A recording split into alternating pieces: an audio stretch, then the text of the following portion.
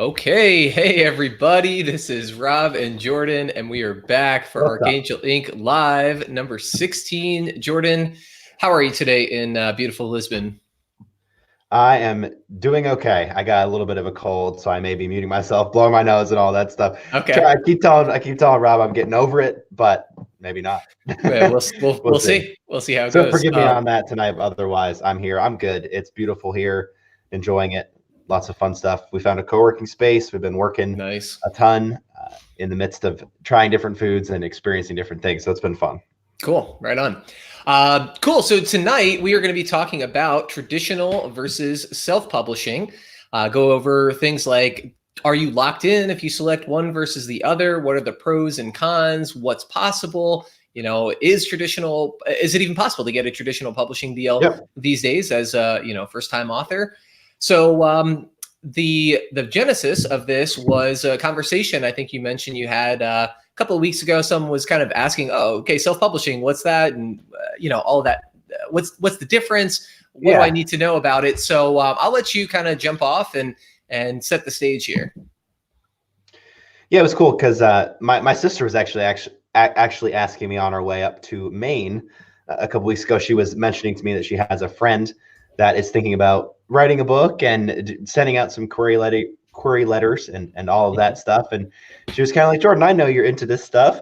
Tell me what you think. Like, what's the difference? What are the pros and cons? And it was good. I was able to share some stuff. Cool. And I know we'll be able to talk a little bit about that tonight, but I thought it was a good question because I know that's a question a lot of people have, and we've hit on it a little bit before in some of our other videos. But I thought it would be cool to just have that be the question tonight, because it is something that she was like, hey, I don't really know this. And I think it's a question a lot of people that aren't necessarily in the self-publishing or traditional publishing world really even think about that often. I think normally when you think about publishing a book, I think most people still have that idea that you're going to send it in and it's going to be published for you. And that's kind of what movies portray. That's kind of what people think of when they think of publishing or writing a book in general. People think that it's going to be sent off and you're going to be a published author and all that. And it looks a little different. I don't think, either we're going to talk a little bit tonight. I don't think there's not a hard right or a hard wrong to either one. I think they both have pros and cons. But yeah, I thought it was an interesting subject and wanted to hear your thoughts on it too, Rob. I know we've talked about this before, but I think it's cool to talk about. Yeah, absolutely. So I think that you're right. The idea that a lot of people have is, you get an agent and, you submit a proposal and, maybe you have the manuscript ready. Maybe you just kind of have an idea, but, you have some sort of gatekeeper, somebody that looks through it and hopefully you can convince them that this is worthwhile and that you're going to be able to, successfully publish. And, that hasn't been the case for a while. One of the things that, got me kind of interested in learning about this and learning about query letters a little bit and figuring out how that whole process works is several years ago when I started this company with Matt Stone. He was writing about health and nutrition and fitness and that kind of thing. And he had a couple of ideas for some books, and he had published primarily on his own website for several years and was selling just ebooks. Actually, at that point, I think we had some paperback copies, but they were made in Kinko's. It was just like one of those circle ring binders, that he had on hand for a conference that he attended. And I don't think I even have any of those memorial copies anymore. But basically, we done it online, and that's eventually we started doing print on demand and getting the books into Amazon and all that. And that's a story that I've mentioned probably a couple of times before. But this is also something that I kind of outline in our self-publishing series.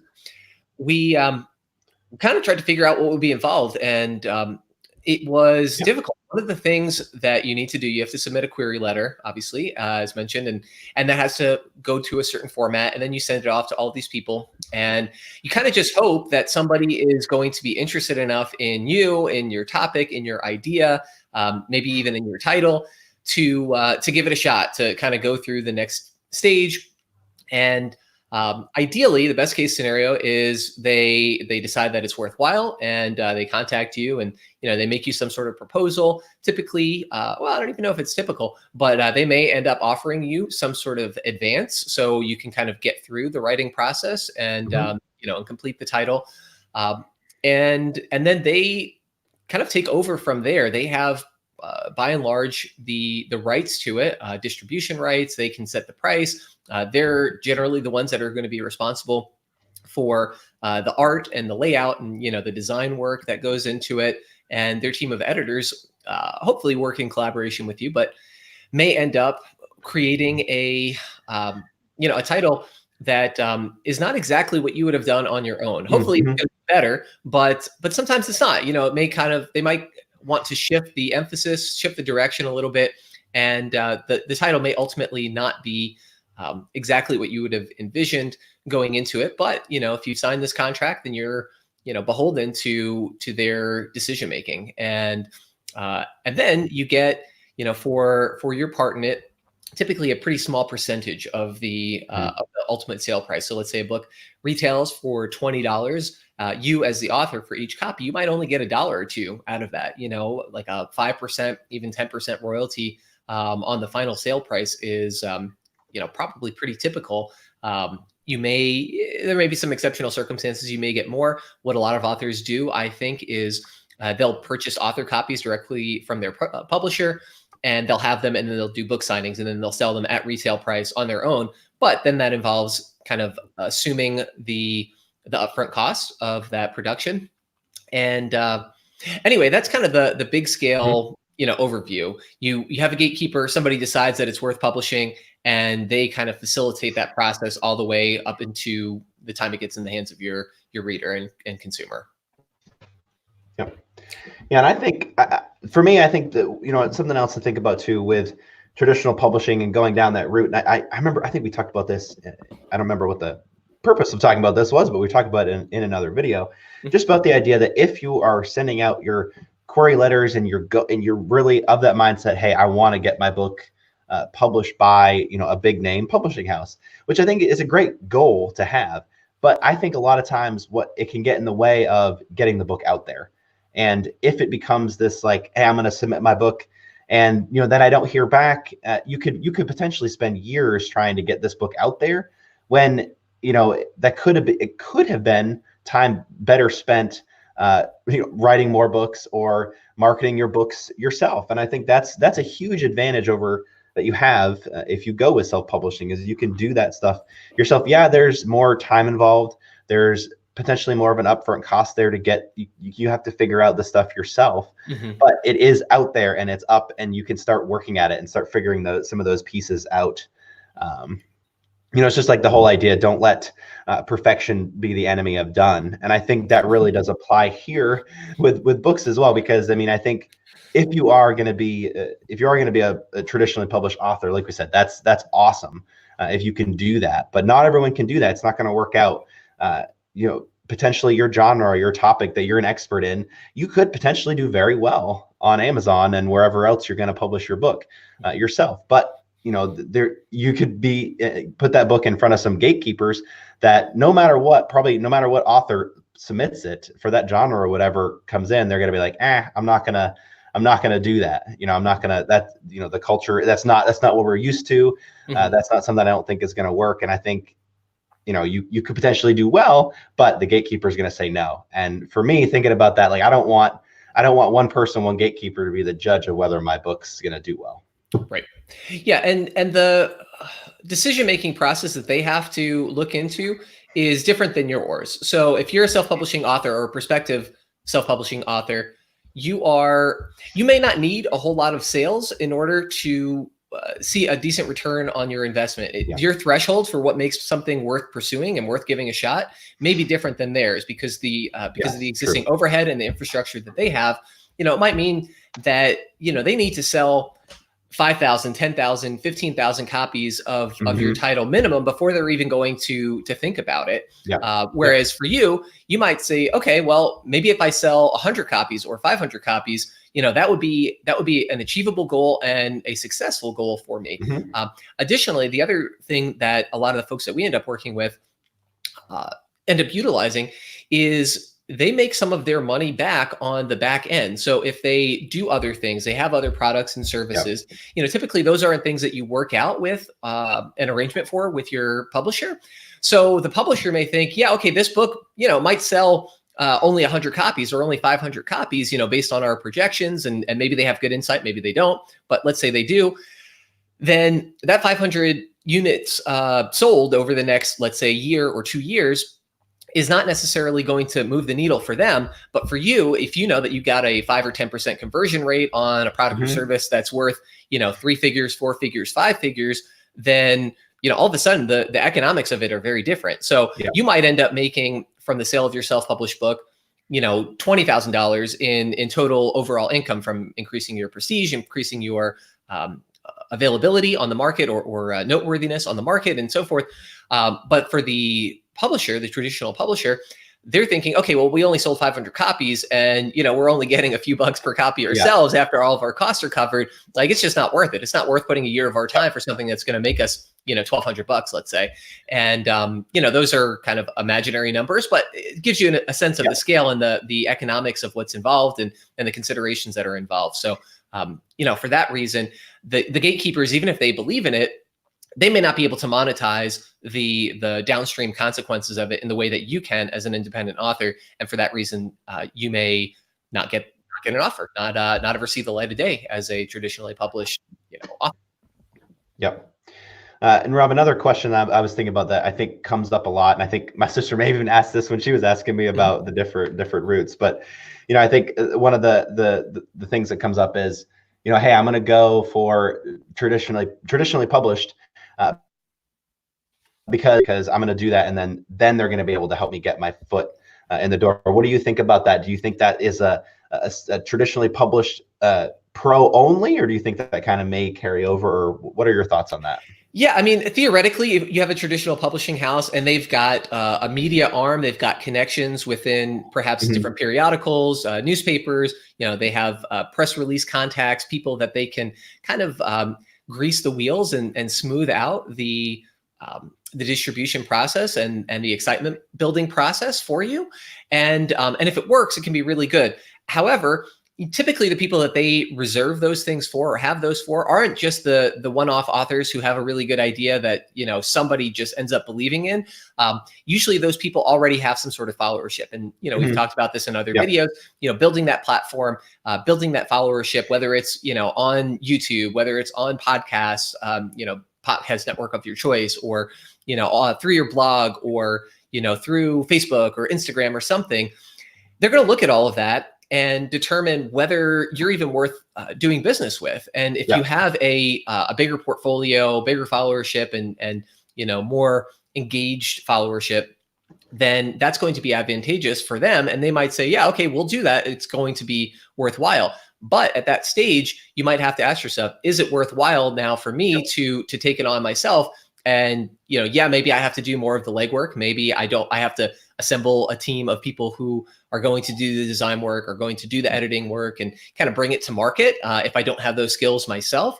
But I'm also going to be keeping, all of the royalties. Or let's say you sell it on Amazon Kindle, you price your book at $10, you're getting roughly $7 per copy on that at 70% royalty rate, versus with the traditional publishing house, maybe you're only getting less than $1 or a couple of dollars per $10 ebook sale that the publisher has because of their commission and their portion of it. So theoretically, it works really nicely, and probably for some authors, it can really, really work well if you have a good followership, if you have an established base already. If you are an actor, a politician, somebody who is otherwise famous and newsworthy, then maybe they have the resources to put behind because they're confident that they're going to be able to see a return on that. But if that is not the case, and you're kind of having to do that legwork yourself, then you, again, may be in a better position to self-publish. Yep. I think for me, that answer, what you're talking about right there, really, to me, that's the crux of the self-published versus traditionally published, because you have to find that you have to make sure it's right for you. And if you get to the point where you say, hey, okay, I'm going to be able to submit this letter. I'm going to be able to be published under this name. You already have an audience. Well, you have to question why wouldn't I just then self-publish and utilize my own audience and then not give them the take. So it's definitely a fine line of choice there. If you're a new time author with a fantastic idea, and hey, this is a potentially something, it's an idea that can get published, I think you could potentially do very well with either one. But if you go with traditionally published, then maybe it can help you out with certain things. I just think that I just love that answer, because I think of all the things we're going to talk about, or we're talking about with self-publishing versus traditional, I think that's the biggest one. Yeah, I agree. One thing I will say, and this speaks to potentially one of the advantages of traditional publishing, if you self-publish mediocrely, or poorly, then you could kind of torpedo your opportunities. You could put yourself out there as as an author. Maybe you have the best idea in the world or the most important information for your target demographic, but if you don't know how to reach them, if you don't know how to speak their language, whether it comes to cover design or, to how you're marketing yourself or the terminology, that you're using or something like that, then you could potentially take something that is marketable and valuable and insightful and profitable and make it that much less so. So with a traditional publishing house, you can at least be, relatively confident if you get a deal from them that they're going, because their interests are going to be aligned with yours and they have some industry experience, that they are going to be able to at least help you avoid all of the major mistakes that that you could make as an inexperienced, self-publishing author. And again, it's not the end of the world. Let's say you put your book out there and it just falls flat. Nobody hears about it, or maybe you get one lousy review from somebody that doesn't like you for, an unrelated reason. And therefore nobody ever buys it because you're sitting at the bottom of your category ranks, or, you're choosing the wrong category. You have some book that's on a very specific health niche topic, and, you have it in general, health, and you're competing with a million other titles. There are lots of things that you could potentially do, not out of malice, obviously, for yourself, but just out of ignorance and out of being unfamiliar with it, that traditional publishing provider, to publishing house, would be able to help you dial in and ensure that you are giving yourself a better chance of success. Cool. And I think, if we want to jump into maybe the pros of self-publishing, as I was just thinking that as you were talking about that, I think, having that help is huge, but you can get that help if you are going on the self-publishing route. And I think for me, at least, and I know we talked about this too before, that probably the number one pro of self-publishing is the fact that you get to be in control. You get to be the ultimate person that decides what your book is going to be titled, maybe going with the editing. I'm sure they do editing in traditionally published, and they want to make sure your book is as good as it could possibly be. And you should want to make your book as good as it could possibly be. But you may not get as much of a say. You may in your book's cover, you may not have a lot of insight, into that whole production process. Because on the other end, when you work with a company like Archangel Ink, or you go and get your book cover designed, we give people a checklist, say, hey, what are some things you want to see in the cover? What are some things you like? What are some things that work for you? We want to make a cover that is marketable, but we also want the author to like their cover too. And, maybe you get a cover from a traditionally published agency and, you're not a huge fan of it, but it could be great. But I think that for some people, having that at least element of, I want to have some say in that. And I think as an author, I would struggle with that in traditional publishing. Hey, I don't know if I necessarily want to say that, or I don't want that to be my message. And, I think there's a certain level of trust you have to have with that. And I think that's something that can be great. But as far as someone that really wants to, especially I think if you already have an audience that's used to hearing things a certain way from you, you've already established a connection with them.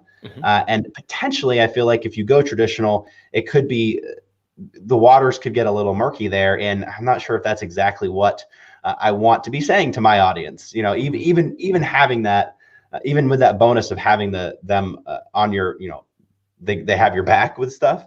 Right. I just think it is a potential, question mark there that you're not going to have with self-publishing. You're going to be able to do the things you want to do. You're going to be in control of being able to run Amazon ads or have someone else come in and run them for you. And as far as a pro of self-publishing, a potential, con for traditional, I know we're kind of jumping into that. I was just thinking of Amazon ads, but I've had several people that have come up to me, and I've seen on, different clients and say, hey, Jordan, can you help me out with Amazon ads? I know that's something you do. I know that's something you're familiar with. And I've had a hard time doing it for people that have their book already traditionally published, or with some kind of agency online that is publishing it for them and not giving them the rights and not letting them publish the book. Mm-hmm. If you publish a book on Amazon through if they're publishing it for you and not making an account for you, if they just have one account, say they're a publishing company and they have 300 books that they've published, it's very difficult to go in and then run Amazon ads for those books, for that specific book, because I would need to have, as a freelancer, someone helping them, I would need to have access to that dashboard and have access to all 300 of the books. Yep. And that's something that Amazon may fix that eventually. There may be somewhere else, I think there are, but for the most part, it's just another layer of, all over those things. Hey, I can't run Amazon ads for my book. Actually, there's no real way I can help you because someone else published it for you, access to the book. And then even expanding upon that, you don't have access to go in and update things as you would want to. I've heard authors having to pay a certain amount, like $50, for the company to go in, make an update or change a category. And I get, I'm not saying anything about, I don't think it's necessarily bad for charging, because it's actually their time. They're going in and doing that for you, but you don't have the control over the book in that way. Right. In a lot of the cases. Right. Yeah, no, I think that's a really good point. Right now, one of the existing pros for self-publishing is it does allow you greater access to that back end. And as you mentioned, that may change over time. There may be ways to kind of allow kind of remote access or individualized access to individual titles and that kind of thing.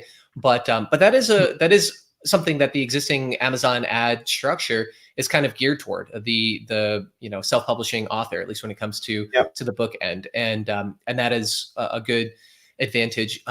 So let's summarize a couple of the pros and cons that we kind of just described for traditional publishing.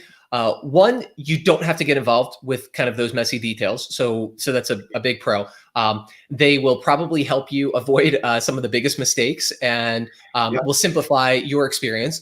Presumably they have a good team around them who are going to produce something that is going to meet professional standards, meet industry standards, and that's going to be to your advantage. You want to have some quality work behind their process.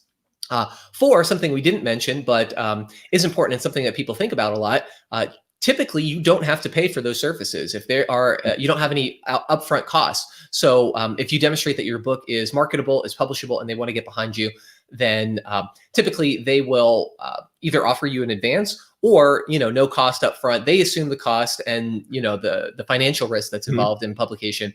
And you don't have to. Your responsibility will lie principally in the creation, and then as well in the back end of helping to market and so forth. In terms of the cons, we'll talk about that. You are probably going to be doing a lot of the marketing yourself. Just like with self-publishing, the idea that people have in traditional publishing is that you can kind of sit back, put your feet up, they're going to do everything, and you're going to just get a royalty check every so often. And maybe that works for some people if you have a really established base and followership, and you really don't have to, you have an evergreen sort of title and you're not actively involved in it. But especially if you're first starting out and kind of navigating this sea on your own as a first or a recent author, then a lot of marketing is going to fall on you.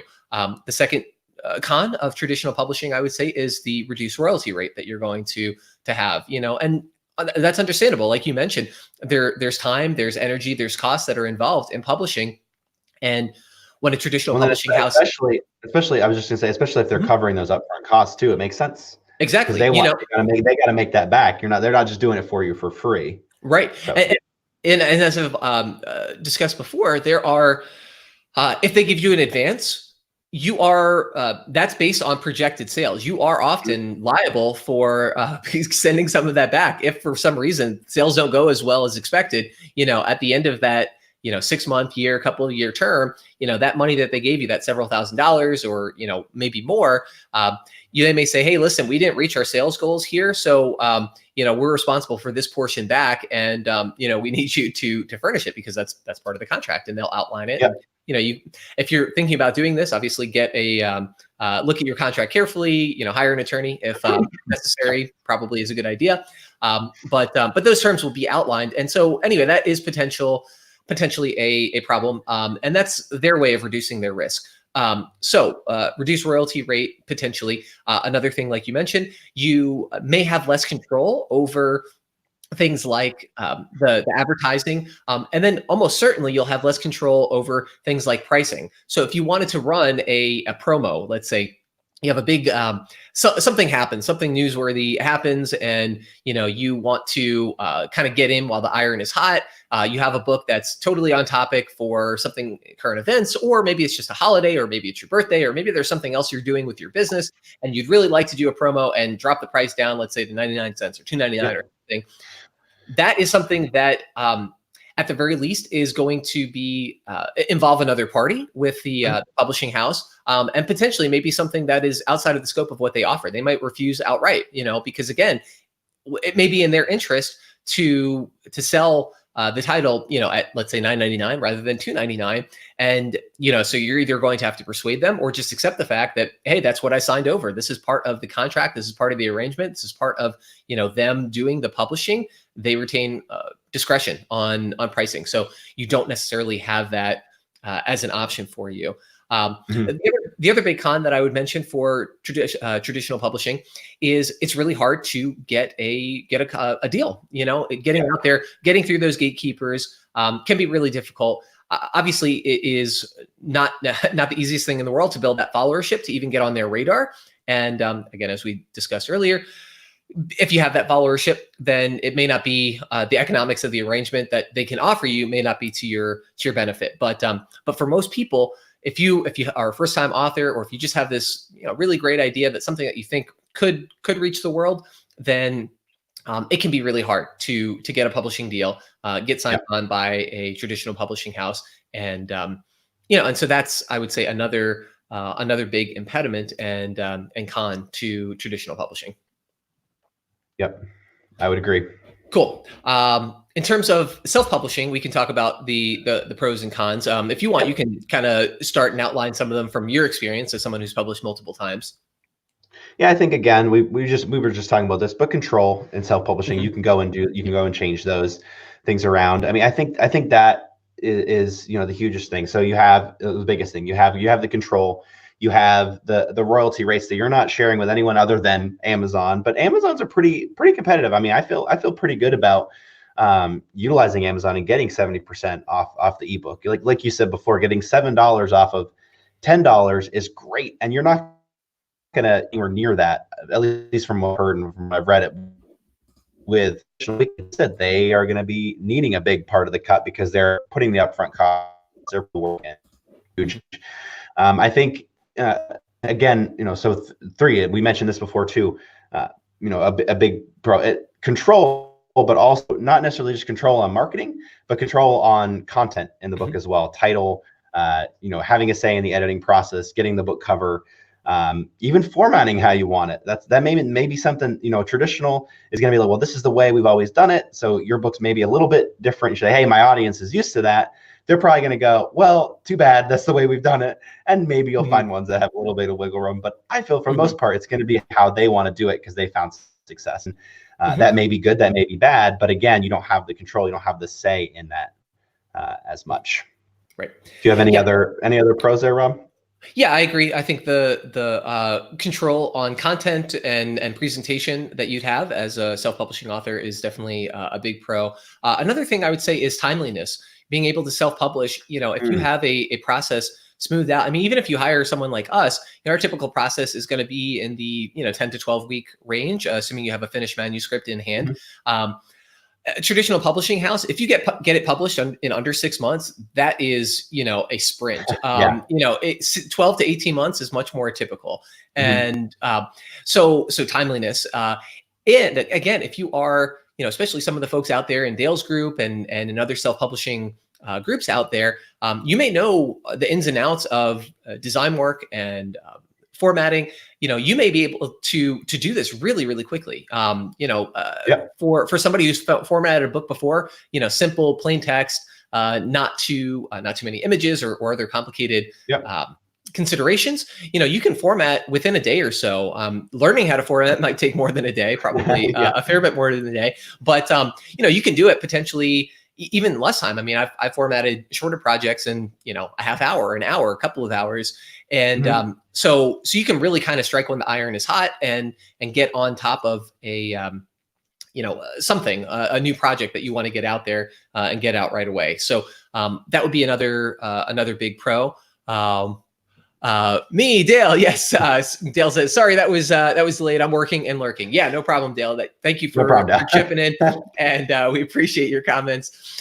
So another big advantage is sometimes people do bundles. When you have control of your book, you have the rights to it, so you have the advantage or the opportunity to bundle either with your own project, own other projects, or in big compendium projects. So we've done some things previously with Tom Corson-Knowles of TCK Publishing, one of the authors. When we were publishing in-house, we had a book called Forever Fat Loss by Ari Whitten. It's still out there. It's a standalone title, and it's great. And he was invited to participate in this big, kind of health bundle book, basically. And it was, a dozen or so successful, #1 bestseller authors putting a, kind of magnum opus of health stuff together.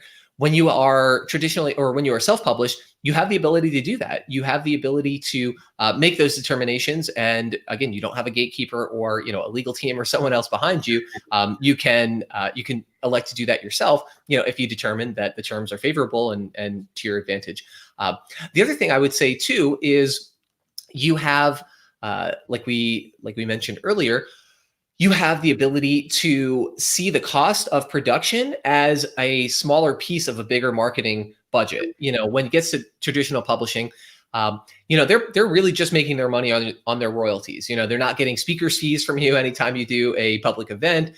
They're probably not doing, not receiving any cut of any sales that are generated from, let's say you sell jewelry or you sell trinkets or gardening supplies or something, then, they're not getting a cut of that typically. You are. So you can spend a little bit more on producing your title and not have to sell as many copies if you're getting that money on the back end. So the economic arrangement could be a little bit more advantageous. It can give you a little bit of a broader perspective and opportunity to justify the costs of publishing and getting help if you elect to do that.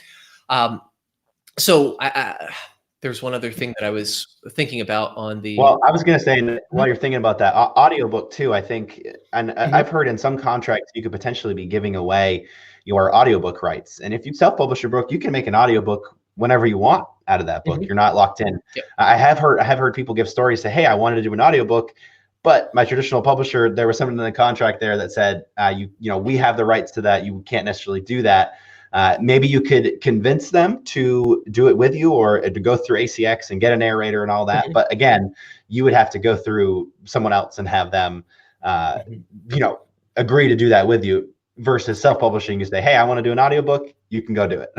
Right, exactly. You can do it yourself. And there are good resources, free and paid out there to learn how to do it. Or you can hire somebody. Obviously, Archangel Ink does that, but you can go on ACX directly and work out a royalty share arrangement with authors there. Or you can go on other providers, Elance and Guru and elsewhere and find a good narrator, come to a term or come to terms on payment and in many cases, keep the rights to that book so you can repackage it, repurpose it, use it for other products. Let's say you're doing a slide share, and you have some sort of digital course that you want to put together, and your book is going to be the basis of that. You can do that if you own the rights to those finished files, those finished audio files. So yeah, I think just greater flexibility in general with with the different opportunities that are out there, whether that's audiobook production or bundles, or, let's say you get a book that that a movie studio wants to option. You don't have to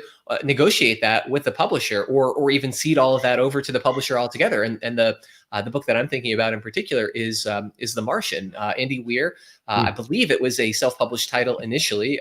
Anyone out there, correct me if I'm wrong. But I think that sounds right. Sounds right. Yeah, and then I think he got some attention because it was a really good book, and was offered a traditional publishing house deal, and then subsequently, had that book optioned off and turned into a movie. And so, when you have things like that, again, that doesn't happen all the time. There are only so many movies made in a year, and compare that to the number of books published in a year. Pretty small percentage of books actually end up, getting turned into some sort of Hollywood production. But maybe your idea is really brilliant, and you can do that, and so you have a little bit more of a leg to stand on when negotiating that, and kind of fighting for a fair arrangement.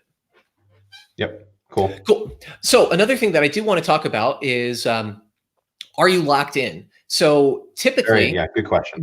Typically with a traditional publishing house deal, there is a term limit to it. It may be just a few years. It may be, more than that. It could be a decade or longer. And there may be some opt-out clauses and so forth.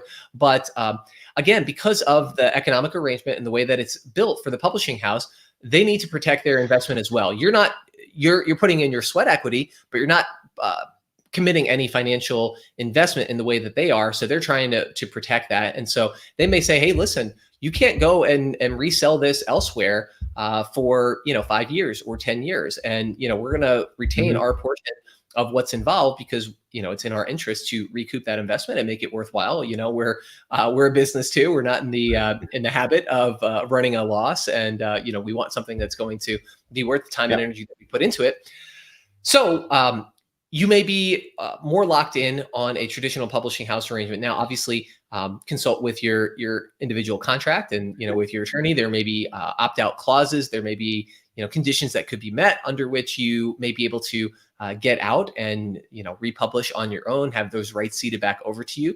But that is something that is going to have to be worked out with your publisher, and whether that's in the contract negotiation stage or afterward, after you've already agreed to terms. If you are self-publishing, you can go the traditional publishing route later, and this happened actually just recently with one of our authors. He has a book called Stories from the Stoop, and Jordan, who's our author? Remind me his name, please. Steve Bernstein. Thank you, Steve Bernstein. And really good book. And Steve, we appreciate you and working with us. And one of the things that he did, he sent us an email, I think just a couple of months ago, saying, hey guys, I wanted to share the news. I was offered a contract with a publishing house. They really loved the presentation. They loved the cover, the sales copy. We had some really good reviews out there, and they got a hold of the book and they really loved it. And they realized that it was something that they wanted to get behind and work with. And so they worked out whatever arrangement that they have currently. But he said it was, in large part, graciously, that because of what we were able to do in terms of helping him put his best forward and put something out there that looks really good, that resonates with his audience and the target demographic. It's still one of my favorite covers to this day. It's really cool. If anybody's interested, we'll include a link down below after in the show notes here. But Stories from the Stoop, and it's just a cool image. So check that out, and check out Steve's book if you're interested at all. It's a memoir, and it's kind of about things that he experienced growing up, I think in the 60s, in the Bronx, New York City kid, and kind of all the changes that were happening in that era, and how he dealt with it. So if you have a title in which you retain all of the rights, and that's something that we outline ourselves, and typically any contractor, any freelancer who's helping you, they're not going to retain any claim to your title. If you have all of that in place, then you're free to enter into those arrangements later and down the road. So there could be this could be a situation where it's you kind of bet on yourself. You're like, hey, I think this book is awesome. I would love to be traditionally published at some point. I'd love to have an option to become a movie like The Martian. But I'm going to invest in myself, and yeah, it's going to cost me maybe a little bit of time and or money up front to get it produced, to get it written, to polish it, to get it professional, and then I'm going to just kind of pound the pavement and do the best that I can to get some interest and intrigue around it, and hopefully cast the eye of one of the publishing houses out there, somebody who can kind of take me to that next level, who has those additional connections, who has those additional resources and means at their disposal to assist in some of those bigger goals that may not be as accessible as an individual just kind of navigating the self-publishing landscape. I think its case, and it could be in anyone's case, the key is there that he is hitting the pavement. He was going for it. He was reaching out for podcasting opportunities and doing those things and getting reviews for his book. And I think that is so important, because the people that come and say, hey, this is already successful. Again, we talked about having an audience and building a platform. You're doing something, and this person is already having success. That just makes it so much easier for the publishing house to be like, yeah, I'll give this person a chance. Like, not even I'll give this person a chance, but like, I want to grab that person because they're doing well, and I want to do well too. If you think about it, like from their perspective, they want to do well. And I think in his case and potentially in others too, that's just it's key. You're doing something. You're going for it, and you're doing your own marketing. I think it's just huge. Yeah, and I think Dale has discussed this before, and others have too. But just this idea that when you have a relatively successful self-published title, if a publishing house comes to you and says, hey, we'd like to work with you, we'd like to have you in-house, your negotiating arm is a lot stronger. You can say, okay, that's cool. I'm making, X, I'm selling X number of units per month. I'm keeping, X percentage on those units. What can you do for me? What does it, like what is in it for me now to make this arrangement worthwhile so that you can get a cut of my existing success? Like, how can we help each other rather than, you kind of petitioning, again, this gatekeeper and just hoping that they give you a chance and, and then keep most of the profits on the back end anyway. You're groveling your knees for that 2%. Please, we really, I want that dollar. Take whatever. Right, exactly. Yep.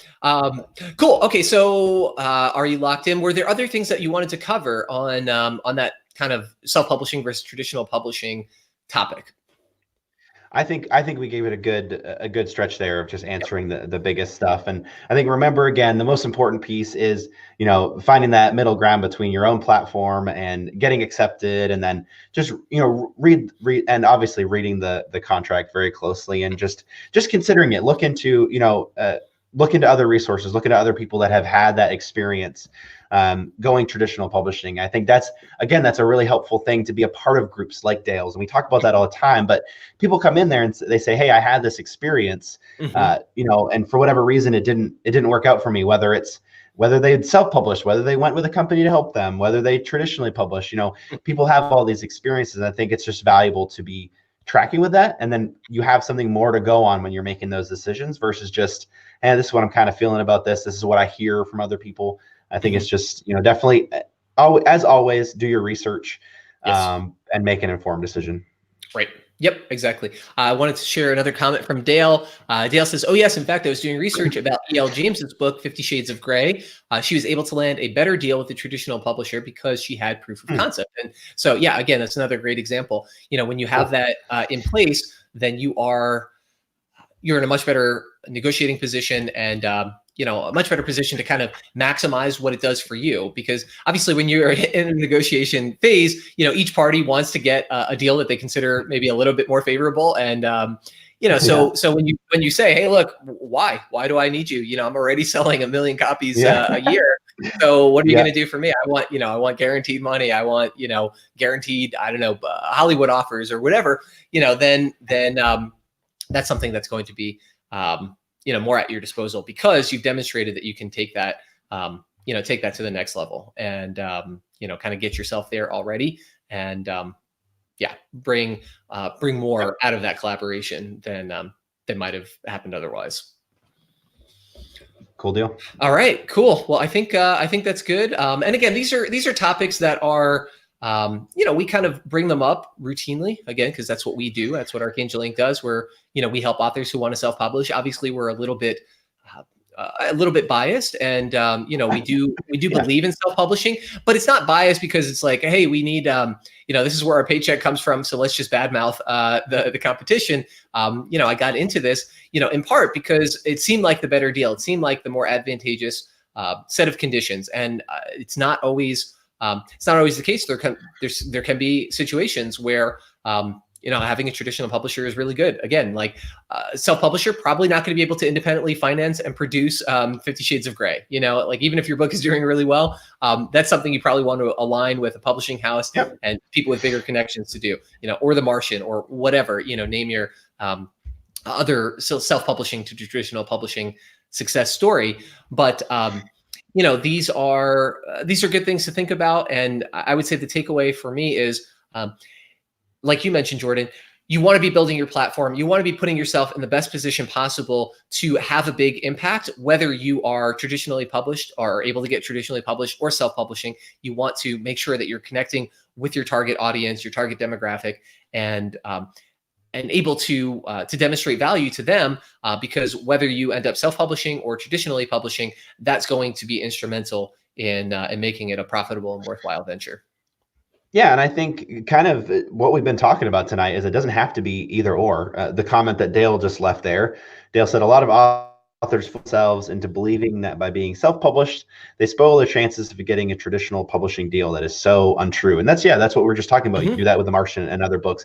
It doesn't have to be this, well, I'm going to choose from the outset, and then that's what I'm going to do. Because you could potentially, if you want to get your book traditionally published, send out 20 query letters, but don't wait on those. Don't wait to hear back. As Rob, you were just talking about, that even if you do get accepted, the process is 12 to 18 months, or maybe even longer than that. And you may not hear anything from your letters for 6 months. So that's you're like the process right there. Right. At least from my perspective, just put it out there, start to hit the ground running, get some reviews, and get going with that. And then if they reach back out to you and say, hey, I love your concept, I love your book, that's even more, you even have even more bargaining chips there to say, yeah, well, I'm glad you're interested in me, but I'm actually already doing well. You will even get a better deal.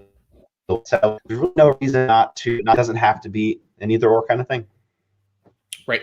Yeah, and I would say too, maybe the one situation in which you may end up tanking your chances of getting a traditional publishing deal by self-publishing is if you do it poorly. If you do it shoddily, if you have it out there and you get a ton of lousy reviews, you get you have a bad cover, you're not marketing it well, it just kind of flounders and it never reaches its potential.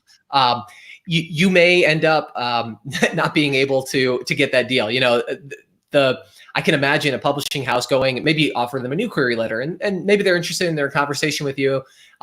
And you say, hey, but I also have this other book, and they go and they look it up, and it's poorly done. People are flaming it on their reviews, not showing up particularly favorably for you.